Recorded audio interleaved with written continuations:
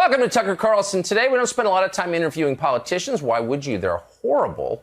But occasionally you see one who's not horrible, who's interesting, clearly thinking for himself, and that's the kind of person it's worth spending some time talking to. Joe Kent is that kind of person. He's a Republican. He's running for Congress in the state of Washington, 3rd District. He's a combat veteran, a father, and a Gold Star husband, tragically. Joe Kent joins us now. Joe Kent, great to see you. Thank you so much for having me on. Tell us your story before you tell us what you're doing now. Where are you from? What'd you do once you graduated high school? Yeah, absolutely. So I'm originally from Portland, Oregon. As far back as I can remember, I wanted to join the military and go serve our country. It was either a combination of watching too much G.I. Joe and A-Team growing up, or, that was just what God put in my heart. As far back as I can remember, I was deeply impressed by men and women who went forward to go fight for our country while we enjoyed peace back home. Yep. So when I was about 13 years old, that's when the famous Black Hawk Down incident happened. So I saw that on TV, and I decided that I was very impressed that we actually had men and women out fighting in savage combat for our freedom so we could enjoy peace back home. So enlisted at age 18 in the Army, went right to Ranger Regiment, and then earned my way into Special Forces. So right out of high school? Right out of high school, yeah. 2 weeks after. I actually did the delayed entry program, so I joined my junior year. So I actually tried to join when I was 15, and the recruiters were like, no, you actually have to finish high school first. What'd your parents say? I talked about it for so long that they realized they couldn't talk me out of it. I was very blessed. I got great parents, so they supported me going in the military. It's if you want to rebel in Portland, Oregon, you go enlist in the Army. So that's I guess that was part of my. How many guys in your high school class did the same? Just me and my best friend. Wow. Did he stay in? He did. Yeah, we both did 20 years. Amazing. Yeah. So you enlist right out of high school. Yeah. You go to the Ranger Regiment. What happens then? So I spent 3 years in the Ranger Regiment. It's peacetime, so Bill Clinton's president, so we're mostly just training. The little bit of combat that people before me had seen was either Mogadishu or Panama, so brief engagements. So I never imagined in my wildest dreams that I would be in a situation where I'd be in combat repeatedly. And then 9/11 happened. I was in Special Forces training when the towers fell, when 9/11 went down. So pretty much from that moment on, we got on a war footing, trained for war, and then pretty much deployed immediately upon completing the Special Forces course. When did you deploy? 2003. To where? To Iraq. Wow. Yeah.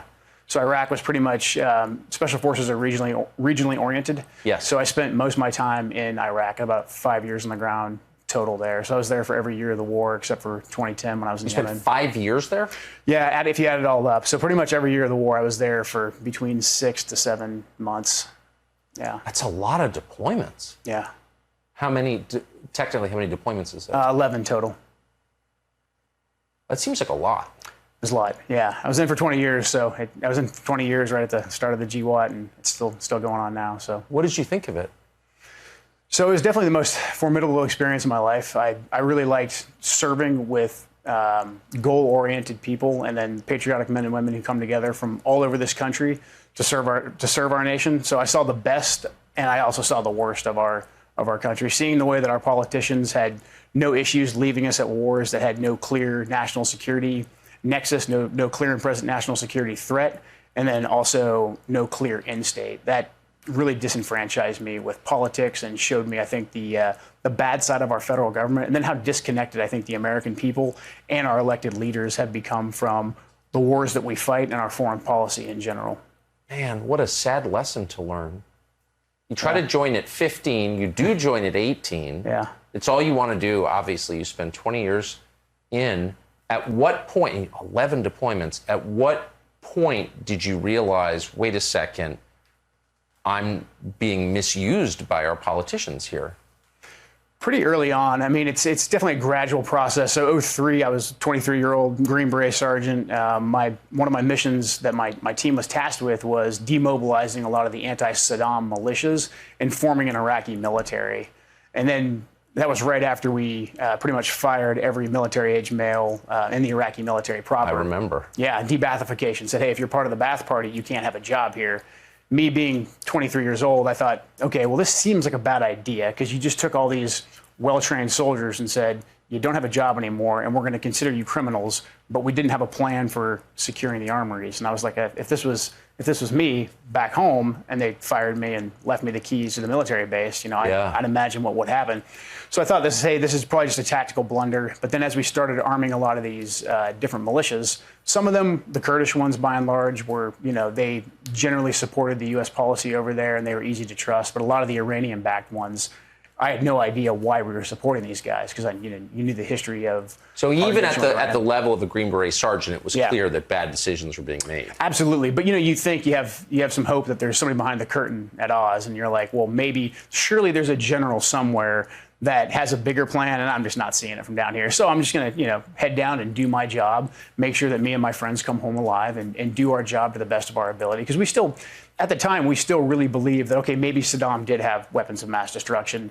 There was a nascent al-Qaeda threat there, but we didn't realize that basically we had really accelerated that al-Qaeda threat, and that al-Qaeda threat was diabolically opposed to the Saddam regime. All those details became clear later, but at the time we didn't know. So it's probably about 2 or 3 years into my deployment cycle, especially seeing that what we were doing on the ground in Iraq, it wasn't working. It wasn't making us more secure. We were continuing to lose soldiers, but none of our leaders, those high-up generals, had the courage or the intestinal fortitude to stand up and say, hey, we got this wrong. Let's correct course. Like, the American people are being lied to about this, and we are spending precious blood and trillions of U.S. dollars on this endeavor it's not doing what it's supposed to do for the American people. I kept continuing to fail to see that. I stayed in the military because I believe deeply in my band of brothers and sisters, my tribe, because at the end of the day, I felt like as much as I politically disagree with what we're doing now, what am I going to do? Am I going to get out? Am I going to let somebody else go on the next deployment? Or am I going to take the skills that I learned to try and go make a difference? And then especially to try and speak truth to power, to say, hey, maybe there's something different that we could be doing here. Amazing. What a radicalizing experience. So what? Very. Yeah, I can't even imagine. I reached a similar conclusion going to Iraq, but I was just there a short time and not under arms. I could leave whenever I wanted. You went 11 times. That's just blowing my mind. How many of the guys around you reached the same conclusion, do you think? Enlisted people you worked with? I think the vast majority. There's a lot of guys that are, we're all patriotic. We want to serve our country. I think there's a lot of guys that just say, hey, if someone has to go do this for the nation, I will go do it.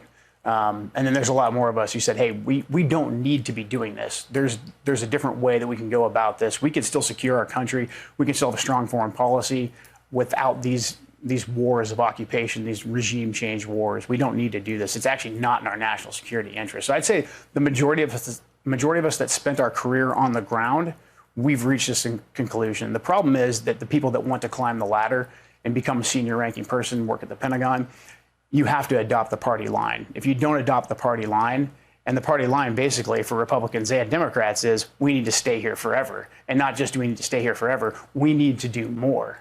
It's not even a partisan thing. It's just that's the DC. It's certainly not partisan. Right. Unfortunately, it's bipartisan. Exactly. What the officer corps? There are some very smart people. There is. Very smart. This must have occurred to them. Mm-hmm.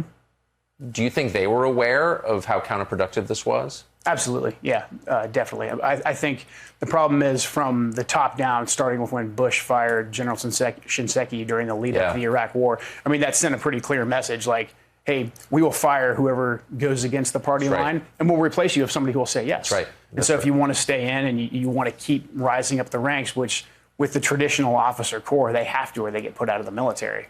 So it creates this self-licking ice cream cone, essentially, of continuous war. And then you have a society that's completely separated from the costs of the war, a very eager professional military that will go and fight on their behalf. It's the recipe for perpetual conflict. Right. That Shinseki, I was such a I had a TV show at the time and over on CNN, and I remember the day that he fired Shinseki, and I was such a mindless partisan at that point. I didn't realize that I was, but I was. And I remember supporting that. And what Shinseki, whatever kind of person Shinseki is, I don't know anything about General Shinseki, but he was right. He was right. Yeah, he was right. As a factual matter about how many troops would be required to really pacify the country. Yeah. And he was fired for it. That was a moment. Were you aware of that when that happened?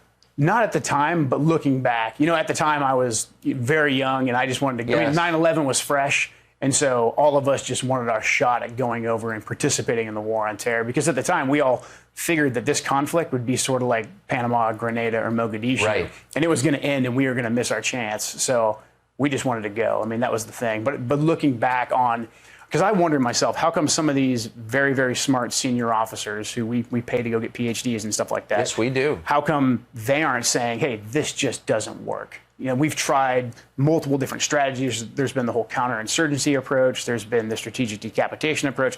None of it's worked. And what has it gotten for the country? So looking back and reflecting on why none of them actually had the courage to speak out, you know, that's when I started to think back. I was like, okay, well, the first guy that spoke out against what the party was putting out, he got fired. And that's a shot across the bow to any ambitious officer or really just guy who wants to keep his job. That's exactly right. There are a lot of cowards, it turns out, serving in those positions. Absolutely. So, wow, that's a moving account that you just gave. So over the course of these 11 deployments, you wind up getting married. Mm-hmm. That's right. Yeah, I first met my late wife in 2007 in Baghdad. She was briefing about a terrorist that we were going after. She was talking about where his location was. So met her real briefly there, but didn't get her phone number or anything because the pace of the war, I kept moving, and I didn't see her again for another 6 years. And we ended up in the same unit together, a unit that combines special operations folks and intelligence people together. Amazing. Yeah. And she was killed. She was. So she was killed in Syria in 2019 fighting against ISIS. I'm sorry. Were you there? I was not there, no. Had you left the military by then? I was retired from the military, and I'd gone into working in the CIA then. What was that like? It's actually a pretty natural transition. So I know it went is. from being in special. A well-trod path. Well-trod path. Yeah, it's a pretty typical retirement, which sounds weird for most people, but 20 years in special operations, I went right into being in the paramilitaries. On the CIA. operations side there, yeah. To the extent you can describe it, what were the differences that you noticed between the way, DOD runs the United States military and the way the CIA is run?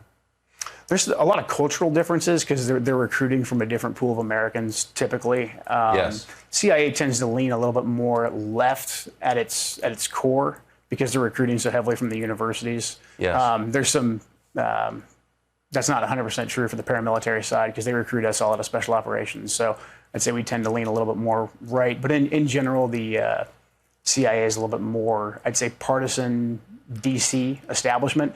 But the upper end of the Pentagon is too, and then so is the State Department. So there is a very uniparty sense there in the leadership. Yes. And then again, the CIA's job is to provide intelligence, the ground truth to people. So I really like that mission. I like the concept of going out and finding intelligence, getting to the bottom of it, so we could prevent things like Iraq from happening. Because at the end of the day, our leaders, whoever's in the White House, they need actual ground truth. They need that intelligence.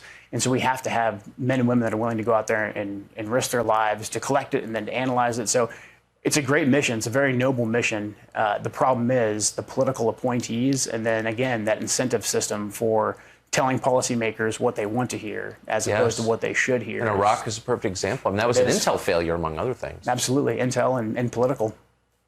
Interesting. Yeah. So you enjoyed it? I did, yeah. I really like the way that the CIA's core mission is to go out and try and find the truth, try and find actionable intelligence to help keep this country safe.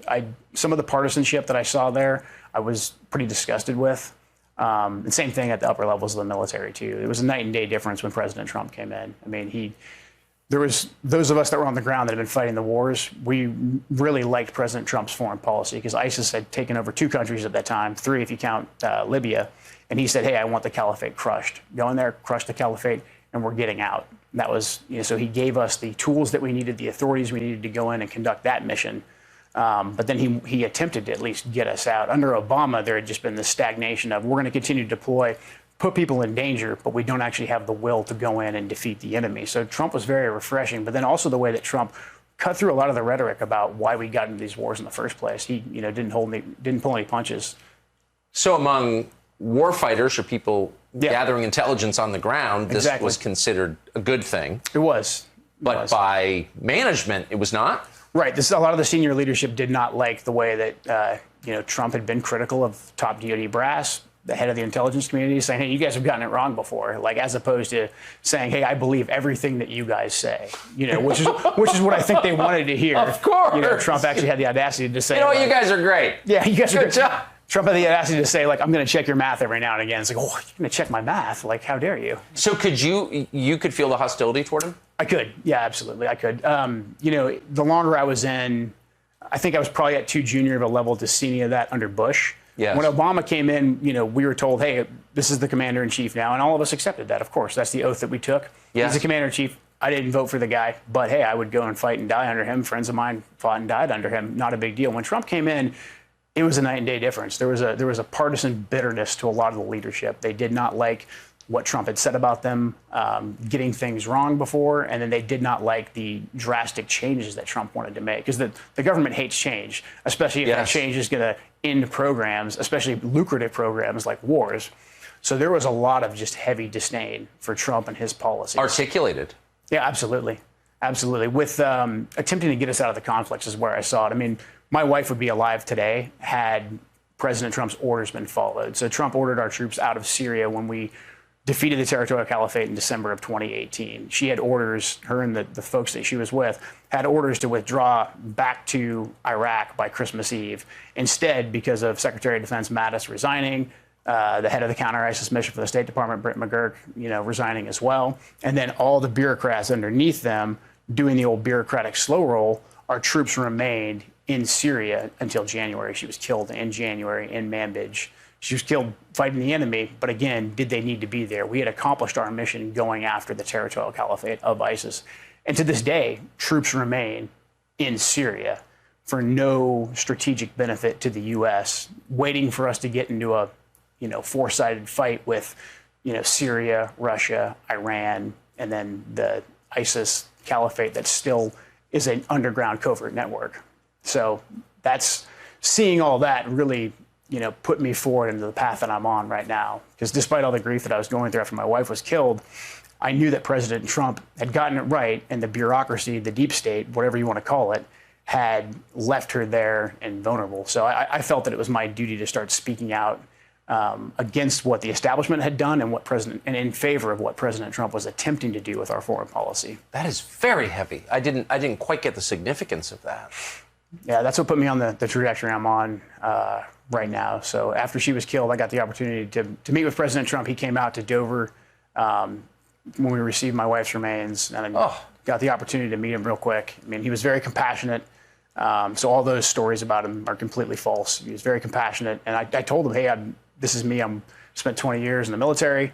I've been over fighting in these wars for the last 15. I'm in the CIA now, and you're getting it right.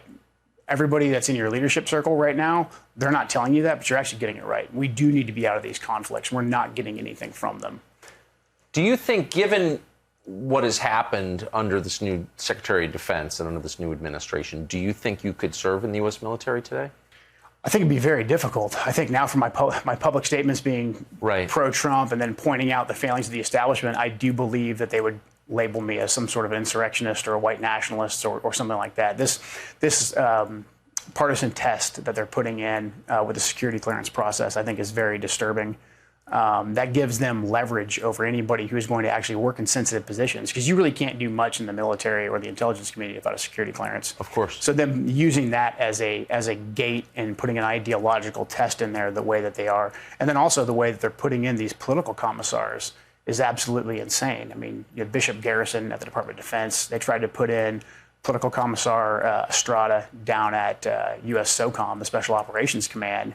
And these are guys that have had public statements labeling every Trump supporter, a Nazi. And they didn't care enough to even delete their social media. So they're letting the troops know, they're letting the warfighters know, hey, if you step out of line, we will come for you. And I think that's why you're seeing so many senior ranking officers now that are on social media doing these huge, bending the knee to the cult of the woke, saying, hey, on the official U.S. Navy account, like, we have an all-gay helicopter crew, isn't that great? Or, a very critical issue right now is making sure that women can have ponytails. Like, none of this matters. None of us care if gay people serve. None of us care if women have ponytails. But all the senior ranking officers coming out and saying, like, this is now my new priority. It's just them saying, hey, don't fire me. I totally agree with the new regime. Well, I mean, that's the definition of cowardness. It is. Cowardice. I mean, It is. Yeah, and we're trying to turn the military essentially into a Praetorian Guard for the left. I mean, it's pretty disturbing to see. So when you see Dick Cheney's daughter, I'm picking on her again, don't mean to, there are a lot of Republicans like her, but when you see them stand up and beat their chests on behalf of our troops, right? You know, with these kind of pro forma, this ritual of, you know, we love the troops. Yeah. How does that strike you? It's pretty disgusting. It actually really makes me mad because it's usually like, we respect the troops so much, we want them to stay in combat forever. Even if we have to lie about it, like we saw off the Russian bounty story last year that Liz Cheney ran with, you know, members of the left ran with, the mainstream media ran with, like that we couldn't leave Afghanistan because the Russians were paying bounties to kill our troops. Because somehow Trump, by withdrawing our troops, then would be disrespecting them. So the most respectful thing we could do is leave them there to die. Absolute insanity. And then with a straight face, they have no issue saying, oh, we just made all that up. Like that was all a lie. And we should just completely and totally gloss all over that. So to me, the leaders that have shown the utmost respect for the troops are the ones that want to make sure that we're not bleeding out on foreign battlefields unnecessarily. There'll be times when we do have to deploy and we do have to go fight. We all understand that. That's why we joined. That's why we train so hard. But when the leaders are absolutely careless and reckless with that, that shows us the absolute utmost disrespect. Save all the platitudes. I don't care about that. None of us care about that. We want to be used to advance the national security of our nation and to secure our nation, not for someone's ideological experiment, which is basically what these nation-building wars have been, or to line the pockets of the military-industrial complex. Man, you're even more impressive than I realized. Thank you. The reason that I wanted to talk to you, I just want to put it on the screen. This is I think this is your announcement. It is, ad. yeah. I see a lot of political ads and a lot of politicians. Can't overstate my contempt for all of them. This one really jumped out. This is yours. In 20 years of fighting on the battlefields and through my wife's death, I know what it's like to be on the receiving end of failed policy. The events of 2020, including the lockdowns, riots, and a presidential election manipulated by a cabal of technocrats and bureaucrats, followed by a sham impeachment that our Congresswoman voted for, made it clear to me that I had to go forward and fight once more. I've never been someone who can ask others to go and fight for me. That's why I'm asking to go fight for you in Congress, just like I did throughout my 11 combat deployments. I view this fight in Congress as a continuation of the oath that I took 23 years ago. I'm here to support and defend the Constitution and to fight for my fellow Americans. Something about that, you seem to mean it. I do. I can tell. Where do your politics come from? Were you political before? So I think I've always been a conservative, always been a Republican. My folks are, I'd say, center-right. Yeah. But then seeing what I saw overseas, I mean, it gave me a great, deep contempt for the establishment on both sides. I was pretty much done with the Bush era and the neocons, you know, about halfway through the Bush presidency. Yep, me too. Just seeing the way that they handled, especially the Iraq War and the lies, and then, you know, them having no issues with what was happening back home with all of our economic downturn. I was willing to give, I didn't vote for Obama, but I was willing to give him a chance. You know, he came in, he said he was going to end the wars as well, but then just seeing that was just a continuation of what the establishment benefited from. I mean, it made me very resentful of establishment politicians. And then Trump gave me a lot of hope. I mean, he won me over. I didn't know who Trump really was until, you know, he announced he was running for president. And then when he came in and he started going after the Bush doctrine, and he went after what was supposed to be sacred holy ground in the Republican Party of regime change wars and the fact that we need to be deployed all over the world, you know, building nations, that really won me over. I was like, that guy actually gets it. He knows what's going on. I mean, it's just amazing the carelessness with which they treat lives like yours. Yeah, yeah. I mean, to the elites and the ruling class, I think the vast majority of working and middle class Americans, we are just, you know, pawns in their game. They have no issue sending us off to go die in a foreign country for their ideological experiment. And then also back home, they have no issues killing off entire industries and shipping them overseas and telling us, well, that's just how the free market works. Or, hey, man, environmentalism, right? I mean, isn't it great that we're not polluting anymore, but we just killed off entire industries and now you're all addicted to opioids? So seeing the ground truth that I saw, the failings of the establishment overseas, it really makes it, I think, a little bit easier and right up in your face to see what's going on back home, especially with our economy and especially with the way the left is attacking the glue of our culture that really holds us together and defines us: the family, the religion, and then patriotism. So the way that they're using that information attack against American culture and then the economic downturn, all that to me is just an assault on traditional American values and an assault really on hardworking men and women of this country. So seeing all that, the totality of it, I just compelled to go fight again. That's why I'm doing this. You're running against a Republican. I am. Are you allowed to do that? I am, yeah. Thank God it's America. Yeah. Who are you running against? Jamie Butler. So she voted for the impeachment of President Trump. That was kind of the straw that broke the camel's back for me. Put it so much up in my face that I was like, well, I can sit here and complain about this and watch my country kind of go down the tubes, or I can actually do something about it. So even prior to that impeachment vote, she was a horrible Republican. She voted to withdraw the funds for the construction of the border wall. She voted in support of Obamacare that's killed off so many businesses in our community. And then she voted for the wars in Iraq and Afghanistan. She voted to keep our troops in Syria with Liz Cheney. She was absolutely silent on the whole Afghan bounties issue. She votes for every single National Defense Authorization Act without batting an eye. Just issue after issue where we actually need someone with the spine to stand up. She doesn't, report to duty that day, or she sides with the other side. So it's time to get rid of politicians like her.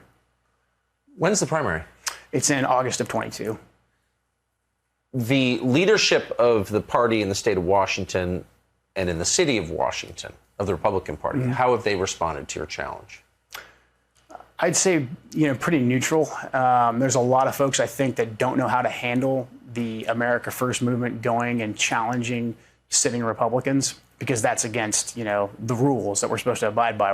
We're just supposed to vote for whoever the party says, even if it doesn't forward our values or advance our community at all. So I think there's some people that realize the gravity of the situation that we're in right now, especially with how hard the left and the Biden administration is pushing everyone. So we're gaining more and more momentum and support every day. Luckily, the Washington State GOP, they've amended their rules. They're going to give some support, I think, eventually to the challenger for the seat that I'm going after, Jamie Butler, and then Dan Newhouse, one of our other Republicans. He also voted for impeachment as well in a different district. So I think both of them are going to face serious challengers. I know Jamie Butler's going to, because I'm coming after her. How have people responded to this? Donors, for example, in your district? Very enthusiastically. So we've been very lucky. There's a lot of people after 2020 that are just absolutely furious with the system, the establishment, the Republican Party for not fighting harder, especially fighting hard for President Trump for his first 4 years, and then the whole way the election went. So going out and rallying and getting people together and saying, hey, don't listen to the mainstream media. Don't be beaten down and say you're never going to vote again. Let's get together. Let's get organized, and let's make sure that we can actually take our community back. There's a lot of enthusiasm right now for that. Do you meet a lot of people? How old are you? 40-ish? I'm 41. 41. Do you meet a lot of people your age with your political views? It's a very specific kind of politics that you have. It gets almost no representation in the national media, I notice. Yeah. Do you know a lot of people who agree with you?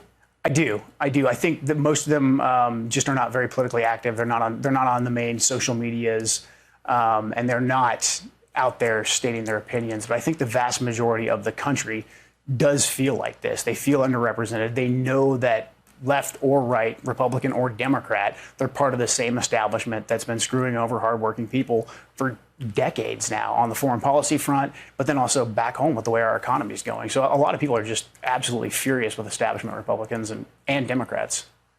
You're from the Pacific Northwest. A lot of defense contractors there. Yes, there is.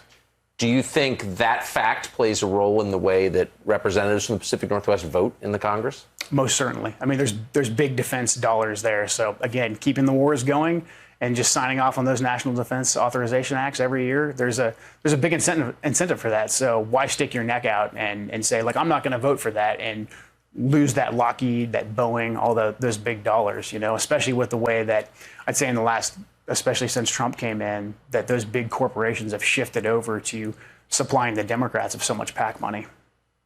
What did you expect to do before your wife was killed? Did you expect to stay in CIA? Before she was killed, yeah, I was going to make that my second career. I was going to do some time as a paramilitary officer and then switch over to regular operations. And my wife was planning on coming over as well. And we were going to just try and live at different embassies with our kids and kind of raise them overseas in that environment. How old are your kids?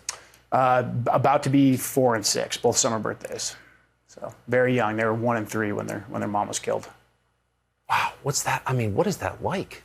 I mean, obviously horrible, but I mean, it was tough, but they've really grounded me. I mean, really, they're the reason why I'm in this fight, because in not too long, I'm gonna have to look them in the eyes and explain to them that this is the country that their mother gave her life for, and the state that we're in right now. I just can't do that. So that's why I'm doing what I'm doing and staying active and trying to actually make a difference. But it's tough. I mean, kids are the greatest blessing I've ever had. They give me purpose. You know, they've kept me together when I felt like I should be falling apart, you know, so it's they've been an absolute blessing. And well, you kind of have no choice but to keep it that's together. Right. That's exactly right. Yeah, no choice but to keep it together and then try and do something positive and actually take the lessons that I learned, not just in the military, but from Shannon's death and make something positive out of it, something that's going to make a better country for them. Wow. So what's campaigning like relative to the life that you've lived for the past almost 25 years, I guess now? There's some similarities and there's some differences. I mean, in Special Forces, our job was to go out and you know, work with local people and then build together different networks and, you know, get the support of people from a wide breadth of the society. And so that's kind of what I'm doing right now, campaigning. I have to go out and talk to business leaders, you know, people from our logging industry, fishermen, all walks of life. So that part's kind of similar. Being out there this much is kind of weird. You know, asking people to please give me money is super weird and awkward. I think it's going to take a while before I get super polished at that. I hope you never do. Yeah, I hope not either. if you start enjoying hitting up people for money, you become a bad person. Right, exactly, yeah. Some of them do like it, by the way. I know some. Yeah, they must. I don't know. It's a game, I guess. There's some dark folks in politics. I have to ask you about Portland. You grew up in the city of Portland, Oregon. Hard to believe now, but really one of the prettiest places in the world and one of the coolest cities. I always loved Portland, Oregon. Yeah. Now it's a hellscape. What happened? Wow. I mean, it's hard to put your finger on any one thing. Obviously, the escalation of violence really happened after George Floyd incident and all that. But rewinding, there's been, I think, a deep-seated indoctrination that's gone on in our culture, and I think more left-leaning West Coast cities, for some reason, got it even harder. So I think it starts with the education system, then in particular the university system. So Portland, it's been a hub for technology. It's been a hub for a lot of the arts. So I think a lot of folks that went through the same university systems, they kind of got, you know, indoctrinated into this far leftist critical race theory ideology, where they do actually at their core believe that America is this horrible, evil, systemically racist place. And then life's been so good for so long, and people need to find some sort of a purpose that once someone comes in and they can make a compelling case that, hey, we need to go burn the system down now. All it took was that one incident for that to happen. And then an organized force like Antifa and BLM to come in and say, hey, rally around this banner. This cause right here is righteous. So there's legitimately people there that think that this is like their civil rights movement that they're participating in or some other form of revolution. And the scary thing is, it's not just the folks, the Antifa people that you see on TV that are clearly professional criminals. They're getting their support from normal Americans, middle class, upper middle class. The neighborhood I grew up in, they gave almost over $500,000 to the Kamala Harris bail fund to bail out the people that were burning their cities. So to me, it's the backbone of any insurgency is this ideology, because it's not hard to have a covert terrorist organization. You just need to be like relatively sneaky and good and devious, but to actually have popular support like an insurgency does, that's something completely different. That's that indoctrination. It is different. I guess what I'm so struck by, though, is they haven't built anything. They've only broken things. That's right. So you go to Portland, and it's just physically, it's such a cool place. It is, yeah. But nothing that's great about Portland was built by any of these people. They've only broken stuff, defaced things, burned things. That's right. It's a purely destructive force. Yes, it's 100%. And their vision for the future, they say, is some sort of racial equality utopia that they can never quite define, but they know what they want right now, and that's complete and total destruction and then complete and total control. But they're not building the racial integrated utopia, which, by the way, I'm for that. I mean, right. You know what I mean? Like, but so, like, where's the utopia? No. It's only wrecking stuff. No, the utopia only exists in their rhetoric, but what they want is they want that full control. They want to destroy, and they use violence. And I think so many Americans, thank God, they've never seen violence before, but that makes violence all that much more potent. You know, because I've seen this stuff overseas where violent actors can get control of people really, really quickly because it's just the law of the jungle. The biggest and toughest person that comes along and acts the most violently, they can actually get a lot of people to follow them because they're either impressed or they're scared. And I think that's what's going on right now in Portland and Seattle, because it hasn't, like, violence doesn't go on until it's actually checked by force. You know, violence never goes until, like, hey, on the 15th, we'll stop being violent. Like, it doesn't work that way. Portland and Seattle, we've just seen constant violent nights after violent nights and anarchy after anarchy because the police won't come out and actually arrest these people. And then when they are arrested, they're released right away because the district attorneys won't press charges. Yes. Violence doesn't end until it's stopped. It has to be stopped. Yeah, I mean, it's unfortunate, but that's just the law of nature, really. You know, so it's continuing to spiral. It's bleeding over into the district I live in now. It's bleeding over into pretty much every major You're across city the Columbia River. We're right across the Columbia River. Vancouver, Washington. It's basically a suburb of Portland. Yeah. So we've had some bleed over there as well too. Columbia River, the Snake River drains into that. Yep. It's an amazing. It's an Beautiful. amazing. Yeah, I feel sad for people on the East Coast who haven't seen Oregon and Washington State, and they're defined by Seattle and Portland. But once you get outside, I mean, it's beautiful. It's Cascades. It's idyllic. Yeah, it really is. And there are a ton of normal people there. There is. Yeah, if you get 20 minutes outside in the major cities, it's pretty normal. Yeah. Do you see hope for the future in Portland or Seattle? Unfortunately, I don't, because what's happened quietly, all the industries that actually employ people there, they're quietly leaving. Most of them want to leave their BLM and their racial equality signs up so that they don't get further vandalized or targeted. But all the money that actually drives those economies, like you said, the people that built those cities, are quietly leaving.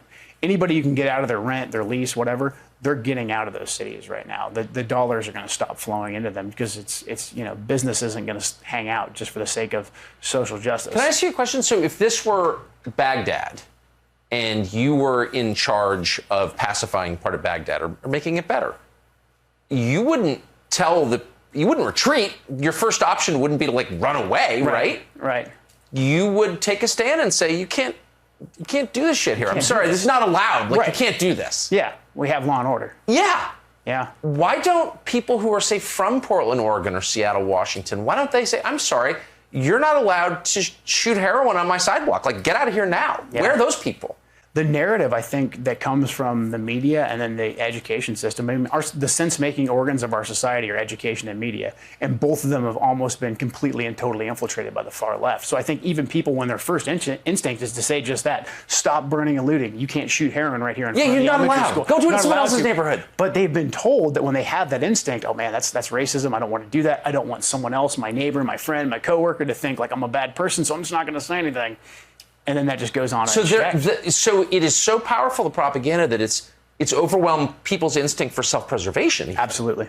Yes. 100%. It's like, I'll let my kids be destroyed rather than say something unfashionable. Yep. Or just quietly leave. So there's definitely some quiet exiting going on, but there's also just a lot more people that they're just scared and they don't know what to do, but they've been taught and conditioned that, hey, maybe this is actually a good thing, and this is kind of the way it's supposed to be. Maybe I don't like the guy shooting heroin, but like the burning the city every night, that's actually for racial justice. So we can kind of tolerate that because we don't want anyone to think that we're racist.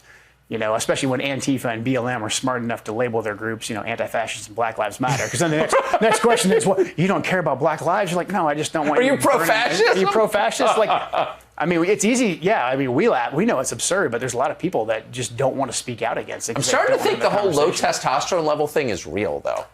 Something like it's got to be. Yeah, the indoctrination, and then I think there is just a lot of people that never have dealt with conflict before. Yes. And so whoever comes in and they act the most violent, they do have control and they do have power over it. And we've told young men for so long, hey, you don't want to go get into a fight. You can't do that. There's no reason to fight. There's no reason to ever be hostile with anybody. And we took out combat sports out of a lot of these schools. So I think there really is no actual like normal vehicle to go and check these bad actors. So it's like the only people that actually know how to use violence right now in our society are the bad guys. That is such a deep point. And I think any effort to organize normal people, regardless of what they look like or even who they voted for, but just to defend like the basic things like keeping your park free of rapists and drug addicts, which would, I think, be worth doing. If you tried to organize people to do that, you would immediately be shut down by the FBI, don't you think? Oh, absolutely. That's the FBI's like number one priority right now is like, grandmas and MAGA hats that were near the Capitol. I mean, we can't even get them to look at Antifa as they burn down cities, So, I mean, we just have our priorities completely backwards. Like we need actual elected leaders to go in and say to the FBI, hey, what am I paying your paycheck for right now? How come you guys are putting up pictures from January 6th every couple of days, kicking down doors of people in Alaska, but you're not doing anything about the anarchy that's destroying cities in our country? I They're going to come after you very hard. They're going to. Yes, because you are, everything you've said strikes me as moderate and decent and patriotic. In no way hostile or crazy or extreme in any way. That's my personal view of what you said. But you are challenging the basic storyline. Yeah. How do you think they're going to go? So I think you're the kind of person they're going to want to stop immediately. Certainly. Yeah. I mean, I think the label of white nationalist extremist, QAnon, I've already been called all that. Have you already? Yeah, just trolls on the internet. But I think that will be the narrative, in particular when I go up against the woman that I'm challenging. I believe that'll be a very powerful narrative that she'll use against me, that I've bought into Trump's QAnon or something like that. But I just really want leaders to stand up against everything that the far left is doing and the decay of our society. And if that makes me an extremist, then so be it. Have you ever heard of the Atlantic magazine? I have. Yeah. Yes. They're going to profile you if you win this primary. Yeah. And my advice is don't return the call. Okay. I already. Actually, I wrote the rebuttal when they did the whole suckers and losers thing against President Trump, because I had experience with President Trump when he came to Dover to help me receive my wife's remains. I had firsthand experience of Trump and the fallen, so I was able to tell that story as a rebuttal to what the lies that the Atlantic published. So you're already on their list. I'm probably already on their list. There's probably already a working profile of how I was radicalized in the military, and I'm the exact kind of guy that they need to look for in this extremist stand down. I'm sure that's coming. I don't know why I'm laughing. It's so awful. The Daily Beast has your number. Apologies to all my friends that are still in the military. Amazing. Well, you've given me hope. Joe Kent, 3rd District of Washington State. We never get involved. I mean, this is not a political show, really, and involved in like a primary or whatever, but I am fervently hoping that you win this primary and you're elected to Congress. And Thank you very much. Many people follow your example. I mean that. Thank you very much. Thank really you for spending that. the time with us. Absolutely. Thanks for having me. Appreciate it.